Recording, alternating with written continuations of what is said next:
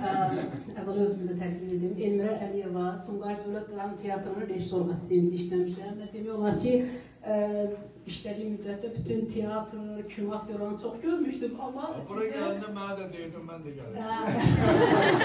Rast gəlməmişdim. Mənim üçün bu da bir sürpriz oldu və çox həyatımda uzun müddət qalacaq ki, yəni Rasim Baleyevin məhz Amerikada rast gəlinmək. Və bayaq da filmlərimizin adı çəkildi və mən yenə bir dənə əlavə eləmək istəyirəm ki, ən çox sevdiyim filmlərimizdən biri də Mirzə Fətəli Axundovun 200 illik yubileyinə həsr olunmuş sizin Axundovun yaratdığınız Sülfün Səfri filmidir. Çox möhtəşəm bir filmdir. Amma sualım Babək filmi barəsində olacaq. Deməli, Babək filmini biz hamımız, indi də kimə desəm, yəni köhnə Pakalinidən başqa, hamı əzbər bilir və çox sevdiyimizdir və Babək filmi deyəndə bizim yadımıza imeni məhz Rasim Baleyev deyirik. Amma mən bir teatr insanı olaraq deyim ki, orada Azərbaycanın qaymaqları da çəkilib. Sizin həmtərəf müqaviliniz, rəhmətli sənətkarlar Amalya Pənahova çəkilib, Həsən Ağa Turabov, hansı ki, Musta mənə qiymət yazdı, Allah onu rəhmət eləsin, onu da nəzərə ala. Sonra Hamlet Xanizadə orada çəkilib, Şahmar Ələkbarov da balaca epizodda olub.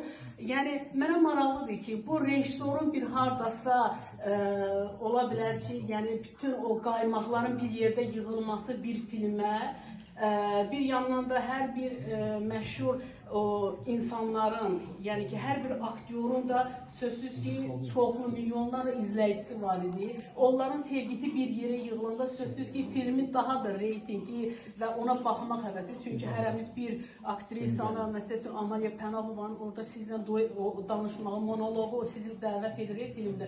O çox möhtəşəmdir, dəfələrlə insan baxır. Yəni, burada düzdür, film sizin adınızla məşhurdur, sözsüz ki.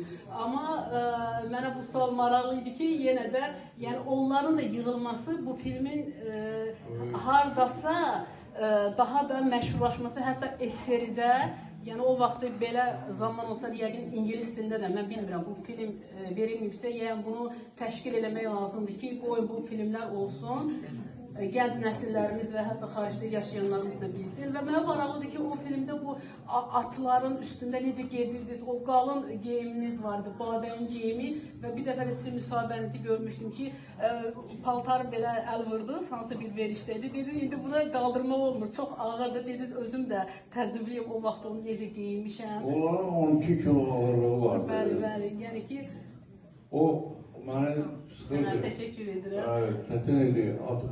İndi mənim bu ayağımın sol ayağımın bir balaca yaxşı istəməmə səbəbi o şeylə altdan yıxılırdım valla. İndi sənət qurban tələb edir. Amma doğrudan da çətin idi, çünki ağır kostyumlar idi, dəmir, nəbilqə. Bunlar hamısı fiziki cəhətdən çətindir. Mənim üçün problem, o vaxt cavan idim, problem psixoloji cəhətdən idi, nətər ki, o obrazı oynayayım. Yoxsa o əlbəsələr, zatlar olan hamısı belə bir formadır, amma əsas bu idi ki, aktyor kimi onu nəzər oynayayım. Çok sağ olun.